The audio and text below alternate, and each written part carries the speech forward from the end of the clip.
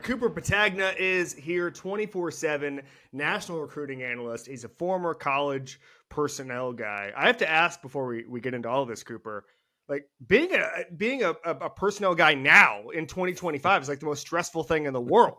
You were basically running a country club back then before all this NIL craziness.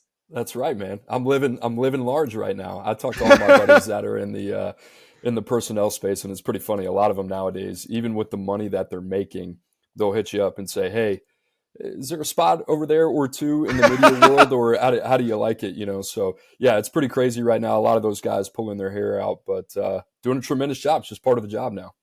I honestly could not imagine it. And for me, that's what the money's for, right? I don't have any sympathy for these guys. A lot of these complaints about portal windows and oh, there's 2 windows instead of 1, or oh, these are open before certain games are over. To me, a lot of that's okay. Well, that's just coaches complaining about their jobs being harder, and I can't have any sympathy for that. Again, that's to be Don Draper. That's what the money's for. But I could not imagine. I'm not wired or built for the stress that comes along in football, especially with 85 guys who can just. Any of them can just leave at any point. Like I go back to what Patino said on Pardon My Take. It's like European basketball in college hoops now. Everybody's on a 1-year deal. And I could not imagine the stress that comes along with that. Yeah, absolutely. The funny part about what you said about compensation and the way that I really kind of used to look at it, which is crazy at the end of my career in college football, it's really a misery meter, right? Yeah. It's not, it's like, how much can I put up with, and does the compensation match what I'm putting up with on a day-to-day basis? And these are hard jobs. And I think coaches go through the same thing. Obviously, these personnel guys, you're seeing them jump up into 7 figures now, Yep. which is pretty crazy. And I think that number is only going to go up too. All right, real quick on this before we get into the draft prospects for this year. I know some of these guys who've gone from NFL to college or whatever, and they were saying the most stressful part of it is you'll have a stud who's like, "Hey, I'm going to go shop myself," and you don't know what to do. You're like, "Okay, well, you're just going to wait, and then just see if they get an offer. Are you going to get to match? Are they going to leave in the dead of night? Are they going to tell you? Are they getting a little Pete Nakos notification saying, "Hey, we left"? Like, you just have no idea. It is crazy, and I'm actually more in favor of this than if Congress gave an antitrust settlement and there were too many rules. But I just at some point there's got to be a structure as far as making athletes employees and having the freedom of movement. But it's right now, I could not imagine being in any of these jobs. All right, so we're going to get to the draft from a recruiting high school standpoint. You've been sitting around and watching some of these guys for basically since they were 16, in some cases 15. How early do you watch guys? Sophomore year, typically. Now we'll put out a top 100 list their freshman year, but I would say this, even back to my individual personnel days, and I think this is pretty standard across the board. Really, their sophomore year is their most pivotal year, just in terms of the early identification, and then in terms of the developmental jump, that junior year is very important as well. And there are a lot of programs out there that really don't scout the senior year really as intensively as they would the junior year. So that sophomore year is really important, just to get a good feel for the player in where they could grow and where they could develop from a size standpoint, athleticism standpoint.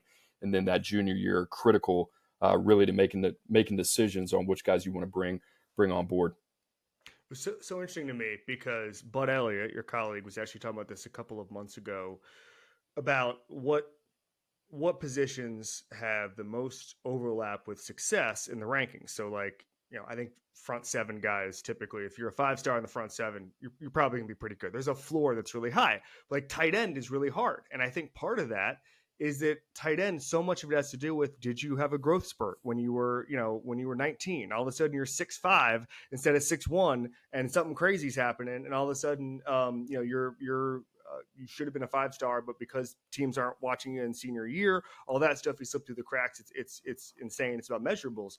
It's really interesting to me how that's all changing. Now, for me, sophomore year when I was in high school, I was still 5'10", still like 190 pounds. And I thought, all right, sophomore year was pivotal for me to realize it wasn't going to happen.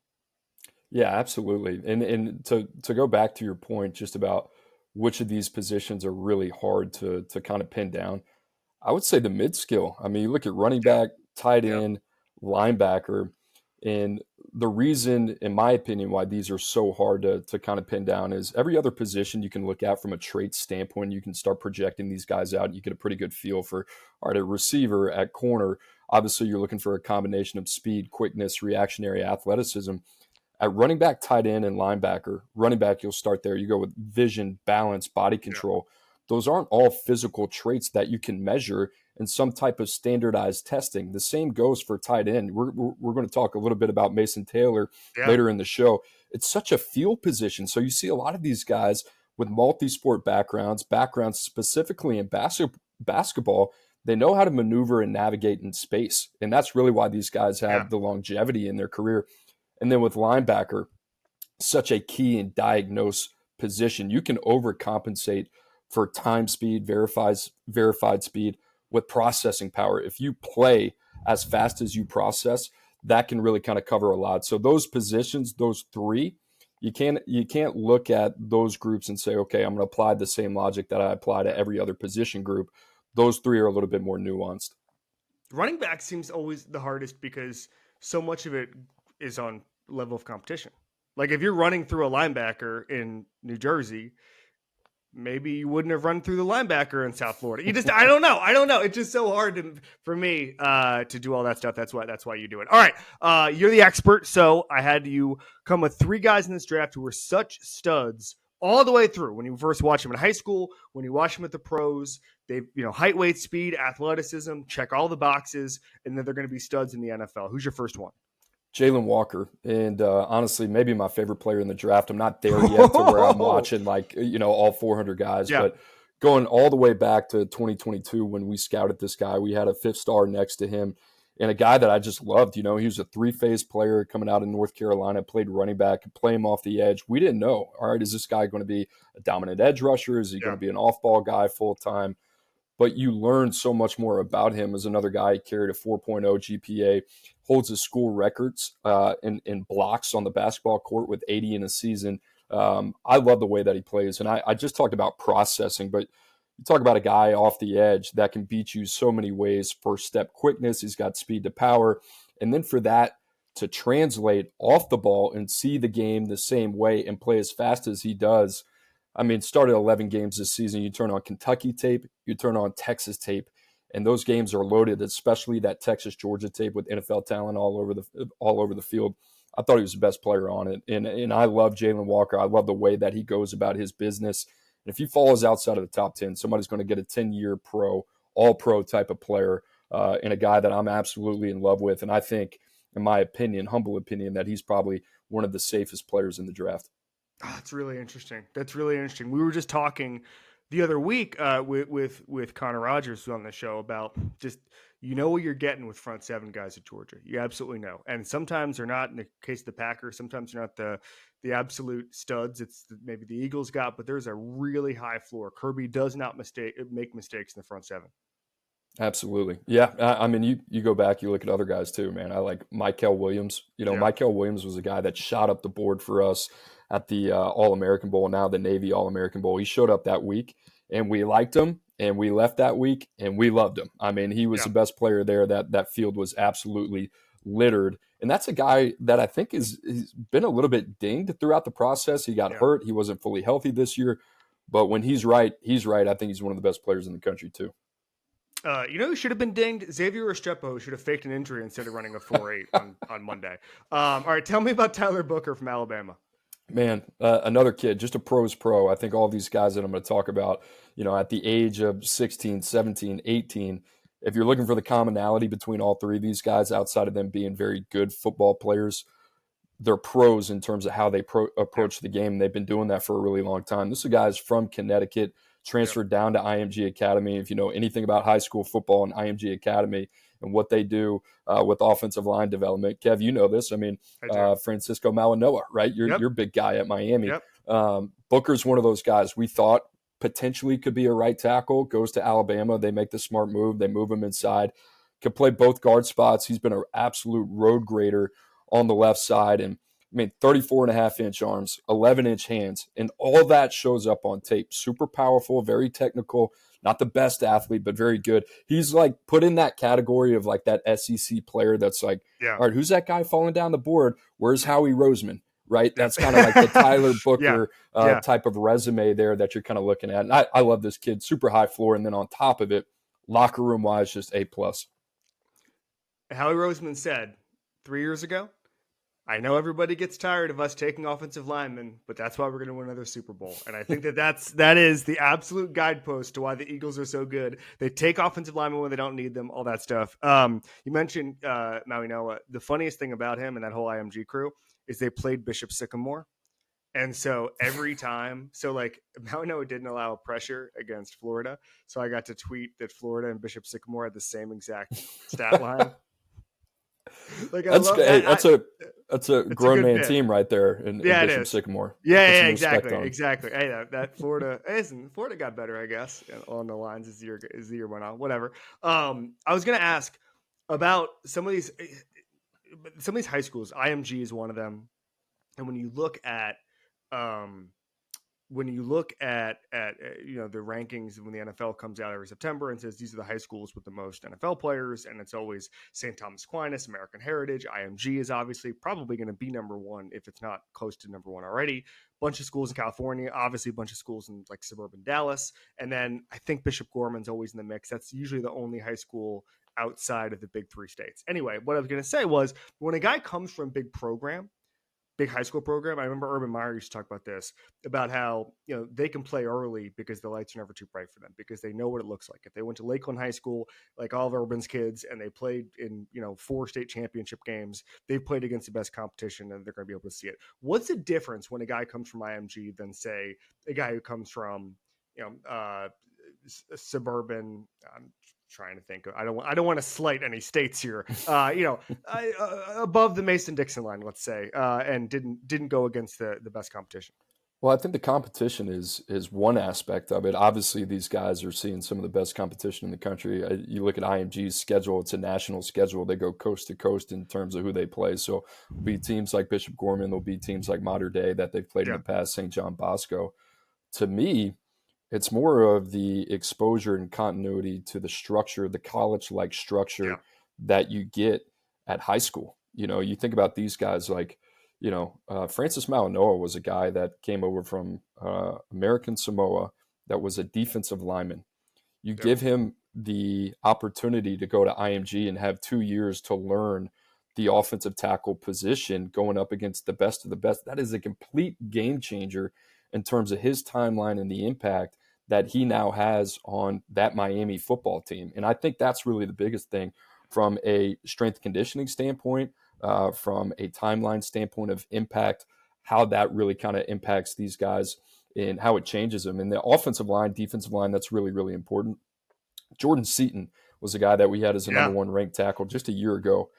He was a guy that carried a lot of bad weight before he got down to IMG, learned how to take care of his body, takes that year down in Bradenton, is able to springboard that into a freshman All-American season at Colorado. That's a huge deal for Deion Sanders and Shedeur Sanders being able to keep him clean. And I know Colorado had their problems at offensive line, but to be able to get a rookie freshman starting offensive tackle that has the background of playing out of IMG Academy, it's a huge plus. Mason Taylor, tell me about him. Made some big plays at LSU. Did not know if you knew this. His dad was Jason Taylor, which Whoa, I'm sure you knew. Wow. Come on. How about this one? His uncle is Zach Thomas, by the way. So we love the genetics. He was kind of interesting, right? Jalon Walker was a 5-star. Tyler Booker was another guy we had in the top 65. Mason Taylor was a guy that we kind of had in the mid 3-star range. And I remember going back, and you know it all. You're like, hey, do we have this kid pegged? He's a son of a Hall of Famer. He's a good player at St. Thomas Aquinas. And there were some things there that we said, all right, like, I don't know what the developmental upside looks at the next level. All he has done throughout 3 years at LSU has been one of the most consistent players in history of that program at the tight end position that showed up in key moments. And you think the players that he's been surrounded by, what LSU's had, Malik Neighbors, Brian Thomas Jr., both those guys had unbelievable rookie seasons. Mason Taylor has just kind of been the culprit of continuity and dependability. And you talk about a guy that's got a super smooth game. I looked this up today. Over half of his receptions went for first downs. So this is a guy that, when we talk about that feel, that intuition, that instinct, and how maybe genetics kind of plays into it a little bit, you can tell this dude has been around the game for a really, really long time. So I love his game. I think another guy that will probably go mid to late day two. But I think a guy that's going to play in the league a long, long time. I think a lot of people are looking at him and say, what's the elite trait? I think his elite trait is that he does everything well, can flex him out, can put him in line, love what he brings to the table. And the third of the guys that we have talked about, you just talk about an absolute abundance of maturity for the game at his age. That's what he has. You mentioned 3 guys. All of them were high school recruits. And there are guys, you mentioned 2 trench guys. There are guys who go in the portal as trench guys, and they have success. Florida State did it 2 years ago with Jared Verse and Braden Fisk. But the majority of those guys, the guys who can move and are huge, isn't it the George Young planet theory, right? Like there's only a couple guys on the planet who can move like some of these guys, right? And those guys are typically not in the portal. Now, maybe they will be, in 5 years when the bidding gets to $15 million or whatever for some of these guys. But right now, those guys tend to stay where they are. My question is a big one. How has the pro pipeline changed now? The 3 years or 4 years that some of these guys are in, the COVID eligibility is over. How has that changed now that it's high school recruiting and pro recruiting? Like what is the pro portal going to look like going forward, Cooper? Yeah, that's an interesting question. I mean, you look at the portal this year, I think even with NIL, I know it seems all crazy and it is, but teams are getting a lot better handle on this. Yeah. Like our number one player in the portal this year is Isaiah World, right? Some other names in the top 5. You got guys like Damon Wilson, who came over from Georgia. You got other players like Carson Beck down at Miami. The point being is teams are getting a lot better in terms of retaining their top end talent. Even a year ago, I mean, you look at guys like Caleb Downs or Caden Proctor or those guys in the portal, just a year later, teams are a lot more strategic about being proactive, about keeping their guys with their team. So what does that look like via portal? I still think there's going to be a high volume of quarterback traffic because these guys want to play. And there's been multiple examples of transfers that have gone on and had a lot of success to a different system and then won a Heisman Trophy and then elevated their draft stock. We've seen that this year with Cam Ward. We saw it the year before with Bo Nix, right? The right situation, right play caller can make all the difference. So I think that's fascinating. The other thing you look at with the top echelon of teams in the country, let's call it the top 6 teams in the country, these teams are still very much proactively recruiting high school. That's where about 3/4, maybe a little bit more than 3/4 of the foundation of their roster is coming from. You look at Oregon. Oregon's a really fascinating team because they're the one team very from a stealth type of standpoint over the last 2 years. It's done an unbelievable job via the transfer portal. Their books are very well balanced, both financially and I was going to say it's an expensive end of the pool to be in. Very, very much so. But they've averaged 15 players via the transfer portal over the last 2 years. So 16 one year, 14 the other year, and they've gone out and they've found high caliber starters. So they've done a tremendous job with that, and I think we're going to see that more. I mean, look at Ohio State. You think about Will Howard comes via the portal. Quinshaw Judkins comes via the portal.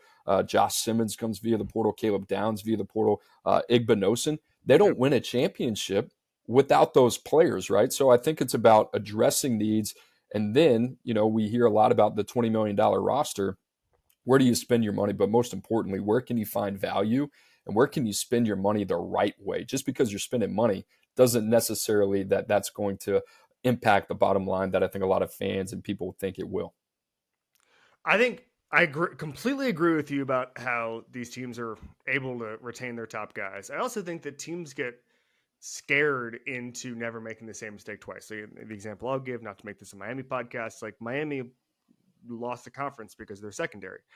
First thing Mario did as soon as the portal opened was sign as many defensive backs as he humanly could, and they're never going to make that mistake again. Now, Carson Beck's not going to be Cam Ward, but it's like, I just think that the ability for the top teams to solve all of their problems is making the top teams more talented than ever. If you go out and you used to have to say, Cooper, all right, you know what? We don't have an upperclassman who can play corner nickelback. We're done. Like we're just gonna have to scheme around it or whatever. Now, if you're USC, Texas A&M, Georgia, you can go. We can spend $900,000 and win a national championship because we can go get the best nickelback on the market. And I think that has fundamentally changed the way everything operates. And I think what's going to happen is, as you said, the top 6 teams are going to be better than ever. And then the difference between 7 and 70 is going to be closer than ever. That's how I see it happening. And that's also why I favor playoff expansion, because I don't trust the committee to decipher, 12 versus 13, 14 versus 15. Let 32 teams in and let God sort them out. Yeah, it's a hard line. The other point that you make that is pretty interesting. You talk about Miami, and I'll talk about Georgia as well. Miami goes and they completely sell the farm to completely overhaul their defensive backfield. And I'll say it, I think they're going to hit on the majority of guys that they took. They did a really good job with that. But you look at receiver, and you're like, okay, Restrepo's gone. Isaiah Horton's gone. Yeah. Jacoby George is gone. Samuel Brown is gone. Elijah Arroyo's gone. Damian Martinez is gone. Yeah, they have some talent. Don't get me wrong. But it's like the other shoe dropped. Yeah. The year to do what they did was last year. So it's kind of like, hold on, there has to be this wherewithal of saying, we have 1 year of Cam Ward. We're probably paying this guy $3 million. So what's another $2 million to go make sure that we have the defensive backfield that we need? Now, on the Georgia side of this, and I'm just using these two teams as examples, Georgia went all in on receiver after they dropped the ball last year. Yeah. And you think who they bring in, right? They Zachariah Branch, Noah Thomas, they did really well via the high school ranks. Talon Taylor, CJ Wiley. Mm-hmm. It's like, where was this last year? You had the guy who's probably a late day 1, early to mid day 2 draft pick in Carson Beck. And if you had that guy with the defense that you had, this is a completely different conversation. That's where I give Ohio State a lot of credit for saying, you know what? We have that $20 million roster. If we have to burn a little bit more cash to go get the right guys to make sure that this puts us over the hump, let's go do that. And I kind of think off the wall here, like Texas is in that situation. If Texas doesn't win a championship with 4 years of Quinn Ewers and Arch Manning, it's a massive failure. And they're one of the most talented teams in the country. But right now, Steve Sarkisian, Brandon Harris, the GM, has to be looking at that roster and say, we're all in. Because we don't know when the next time we're going to get a shot like this. I don't know if college teams are approaching their championship windows like NFL teams do year to year. I think that's the mentality that you're going to see change, where they say, hold on, we got 2 years of this guy as a full-time starter. We better go capitalize. Yeah. I will say the only thing that complicated the Miami thing was that Ward took a long time to decide to not enter the draft. The other thing, that's famously why Jeremiah Smith did not go to Miami. I don't want to relitigate that. All right, give me some athletes that you think are not being talked enough about in this draft. Oh man, I suffered on this one. This was one where I was like, I wish I had a longer list, but a guy that I think has been dinged a little bit, like after 3 years of just straight production, is Malachi Starks. He was on my buddy's freaks list, the number 1 freak in 2022. And I mean, you look at Starks, his resume, man, 3-year starter, what he did. He was a 10.55 guy in the 100 meter, 21.67 in the 200 meter, 24.9 in the long jump, 43.11 in the triple jump. So people out there that might be like, I don't know what any of that means. Such an explosive, dynamic athlete. When I was at Washington, we scouted, recruited Puka Nacua, Trent McDuffie. These were all guys that were not only clean football players in terms of their position versatility, their production. They check boxes in multiple areas. But in terms of track and field, when you see numbers like that, speed numbers, 100, 200 meter, and then also see the jump numbers, and then find that in the tape, which we've seen multiple examples. Malachi Starks' interception that he had versus Oregon in the opening game of the season, the interception that he had versus Clemson in the opening game of the season. And then you see the position flex to play the deep hash or also play man-to-man out of the slot. That's where you're like, wow, this guy can do a little bit of everything, and he checks a lot of boxes. And a guy like Eamon Warry coming out of South Carolina, he's a shiny new toy, right? Because he's maybe the closest thing we've seen to Derwin James, just in terms of, the physical specimen that he is. But Malachi Starks is one of those guys that I look at and say, somebody's just going to get a hell of a player. And I think there might be a lot of teams that say, you know what, last year he kind of struggled and he was playing a new position in the slot, and I get it. But this is a good player that's got 3 years of production that I think is a lot better athlete than people are giving him credit for. It's a great That's a great shout. I think, as you said, this time of year we start seeing vertical and broad jump numbers and go, ooh, whoa, some guy we didn't watch for the last 3 years. It looks really great. And it's like, oh, well, meanwhile, Malachi Starks has been making plays every Saturday in huge games for years. You have Isaiah Bond here. Obviously, we talk about high profile transfers, made one of the most famous catches in college ball history, goes to Texas. What did you see from him, and what should the NFL expect? Oh man, I loved him coming out of high school. He was a three-phase player, loved his return ability, and a lot of teams recruited him as a DB. He went to Alabama and played receiver. I think that was the right move. Goes to Texas and wants to play under Steve Sarkisian in the way that they've developed receivers there. This is a guy that I look at and say, what we expected out of college, we not only saw flashes of, we got a good dose of, but I don't feel like he got all of it out of him. And I think this is going to be a guy that's going to end up in day two and is going to be a lot better Sunday player than he was a Saturday player. I turned him on today. The first guy that came to my mind was Brandon Cooks. Just in terms of how they move, the acceleration with the football in their hands. I think the other thing, not the most natural pass catcher. You can play him outside, you can play him inside, you can do a lot of different things. And he's a guy that schematically you have to find a way to get involved because he's got game-breaking ability. But another one of those dudes, track and field resume, incredibly strong. And then it all matched up on the field, playing a high level of competition in the state of Georgia. And every time I just kept waiting for him. Like, he's got that next gear that I know we haven't seen yet. And I think we're going to have to wait till Sunday to see it. But there's plenty of evidence there that there's another tier of his game that he can get to. Tell me about Jeffrey Bassa. All right, so Bassa is another one of my guys, one of the last guys I recruited at Oregon. And, not like the freak of freaks and you're going to be a day three guy, but like another guy at Utah. Like when we recruited him, he was playing receiver, he was playing safety, he was in the return game. He had 2 80-plus yard returns for touchdowns as a senior at Kearns High School, which was COVID year. And this is a guy that could do a lot of different things. And I remember thinking, like, man, this guy's going to put on a little weight, and he's going to be ideally what we want in a Pac-12 defense, speed and space type of guy that can run and cover. That's exactly what he is. And, ran low 11.2s in high school and really kind of showed out in the Senior Bowl. You talk to some scouts around there. They're like, this is kind of what we expected him to do. A little stiff, more of a straight line guy, but in the right scheme, I think he'll actually have a nice career. It's just really funny to just be completely surprised when a guy just stayed 4 years at a school, like just totally normal, something normal 10 years ago, and just like, wow, what a weirdo. He didn't portal. He spent 4 years there. He did the normal 4-year development, showed out his senior year. Okay, I haven't seen that in a while. All excellent points. I want to ask, and we're going to talk about this with Andy Staples as well, but it was hard for me. Connor Rogers and I talked about this last week about Kirby being kind of the last guy where you know exactly what you're getting with some of these guys, because as NFL GMs have said to me before, you can't de-recruit anymore. If you're a SEC coach, you kiss their butt and then they get on campus. You used to be able to say you're nothing. You're the 8th string linebacker. If you're, you can't eat with the, you don't have numbers on your jersey or whatever. It's harder to do that now because you can just say, all right, screw it. I'm going to go to my second choice as soon as the portal opens if I don't play this year. Harder to do that, but there's still guys who are able to deliver a pipeline. Give me the teams right now where, just hypothetically, you got a kid, he's 17, all you want to do is get him to the NFL. Where are you sending him? Oh, wow.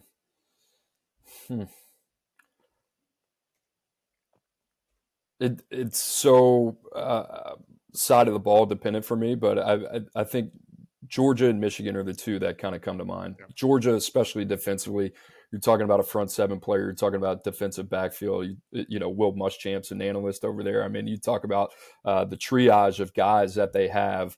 Georgia, Kirby Smart, Glenn Schumann, they've done a tremendous job. And then Michigan, both sides of the line of scrimmage, offense, defensive line. We've seen it with Mason Graham, Kenneth Grant, Will Johnson Yeah. in the defensive backfield. And it doesn't seem like it matters who Yep. it is calling plays, right? It could be Wink Martindale. It could be Jesse Minter. It really doesn't matter. Sharon Moore has done a really good job of establishing that continuity. And then I think the other part that comes into it, Alabama used to be that team. Nick Saban used to be Mm-hmm. that team that everybody would look at and say, all right, the process, that's where it starts. And it ends when you get developed and you hear your name called and you get to walk across the stage in the NFL draft. I think Kirby has done a really good job of that, especially defensively. Offensively, skill position wise, I think they've left a little bit to be desired. And then, if we want to get really nitty gritty, I think Ohio State, obviously, receiver, running back, what they've done, they've been tremendous, especially in the defensive backfield. So you could go a lot of different ways. And but right now, if I had to pick one, I would say Georgia. And then I'll say this: 2 years from now, it could be a completely different conversation with Dan Lanning, like fully stamping his dudes. He's talent acquisition wise, man. They're a different beast. I mean, Dan Lanning was like made to coach college football in 2025. He was absolutely made for this. So I think he'll be in the conversation as well. I think some of these coaches, man, it's a little bit like college basketball in 2006 and 2007 with the one and dones, where it's like everything's just starting to change a little bit, and there's going to be some coaches who are not cut out for it. We've already seen some of these guys quit, and there's certain dudes who understand talent acquisition who are like whatever it takes, and those are the guys who are going to win. All right, you have some reservations, maybe I don't know if that's the right term, about Travis Hunter. Obviously, you scouted him. You've seen him. He's one of the best athletes we've ever seen. What's your NFL take on Travis Hunter, Cooper? My NFL take is that he's going to have to play one side of the ball. And I think I landed more so. I went back and forth on this, but I think corners are really kind of hard to find. And from a play strength standpoint, offensively, there's some times where you see like, okay, you can get overwhelmed a little bit. Travis Hunter, in terms of the player, absolutely zero reservations. What I do find interesting, you go all the way back to senior year of high school, missed 5 games with an ankle injury. You go to Jackson State, missed time there with a lower extremity, then had the lacerated liver, and then had the shoulder injury. That was bad luck. The liver was bad luck. It's gross. Ugh. But they're all different parts of of the body that for a 180-pound narrow frame, it's a little bit concerning. And now you talk about a 17-game season with a guy where the tread on his tires is already worn down. I mean, we're talking about a guy that played over 2,000 plus snaps last season, and he can do it all. And I think that what makes him great, and he is a unbelievable competitor. The team that is drafting him needs to make sure they're really buttoned up in terms of the vision for Travis Hunter and not get carried away. They're going to have to protect him from himself. So the biggest reservation is just more so the durability. How many games a season can this guy play, especially as his career, drags on? And that to me is the biggest question mark with Travis Hunter. Nothing on field related. More, can he stay on the field consistently? If you had to choose one side of the ball, I completely agree about cornerback. I would let him do some offensive plays, but the cornerback thing to me, I saw some draft nicks talking about this yesterday. Like, there's never, ever going to be a bad wide receiver class ever again. You can get your wide receiver somewhere else. If you can get a generational athlete at cornerback, I would do that. I just think it's a supply and demand thing. So I completely agree with you. Cooper Petagna, tell us where we can find you, your podcast, your rankings, all that. Well, you can find me on X at cpetagna, Petagna 247. You can also find me on the 105 with my buddy Andrew Ivins every Wednesday. Apple, Spotify, wherever you find your podcast. I love the pod. I listen to it all the time. I probably should not follow recruiting as close as I do because it's just so aggravating. But thanks, buddy. Thank you, man. Appreciate it.